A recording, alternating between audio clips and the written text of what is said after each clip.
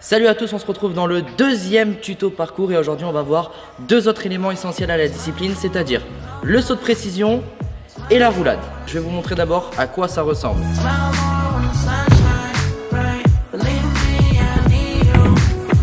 Ok, du coup on va commencer par le saut de précision. Pour ce faire, on va d'abord se placer sur la première plateforme. Alors petit conseil pour réussir mieux le saut, en tout cas au départ, ça va être de laisser sortir les orteils. Alors vous allez sûrement me demander pourquoi laisser dépasser les orteils. Tout simplement parce que au moment où vous allez partir, vous allez incliner votre corps vers l'avant. Avec les orteils qui dépassent légèrement, ça va vous permettre d'avoir une poussée sur la longueur et pas que sur la hauteur. Une fois que vous êtes sur la première plateforme, pour accéder à la deuxième plateforme, il va falloir faire un saut en extension. Pour le réussir, il va falloir donc bien armer les bras dans le dos en même temps qu'on se baisse pour prendre son impulsion.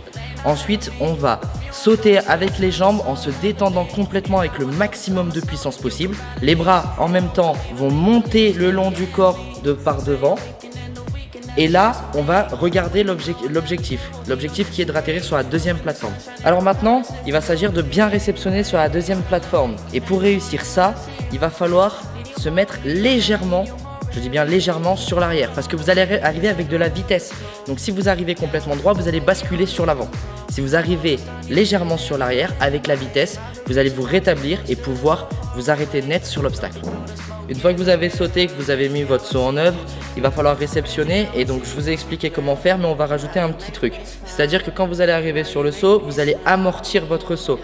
Donc vous allez plier les jambes légèrement. Vous n'allez pas vous plier entièrement, sinon vous n'allez plus absorber le choc, mais vous allez le subir.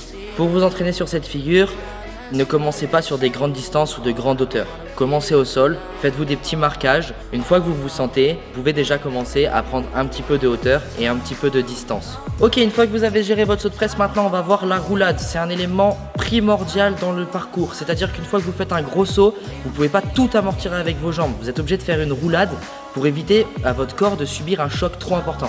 Pour réaliser la roulade, vous allez oublier complètement ce que vous avez appris en gymnastique ou en cours d'acro-gym ou ce que vous voulez. On oublie tout ça. Pour réaliser une belle roulade et ne pas se faire mal, je vais vous donner quelques conseils à suivre. Alors premièrement, on va d'abord faire un petit saut pour se mettre en condition réelle. On va amortir ce petit saut et se laisser descendre sur les jambes. Ensuite, on va poser les mains comme ceci. La main qui est tournée, c'est la main du côté où on va rouler. Pour la suite, on va rentrer la tête du côté opposé de la roulade et rentrer l'épaule du côté de la roulade. Après, on va pousser sur les jambes pour aller chercher le sol derrière l'omoplate. Et on va rouler dans la diagonale, c'est-à-dire de cette omoplate à la hanche opposée. À la fin de la roulade, pour se relever, on va aller chercher les pieds décalés avec les deux pieds à plat.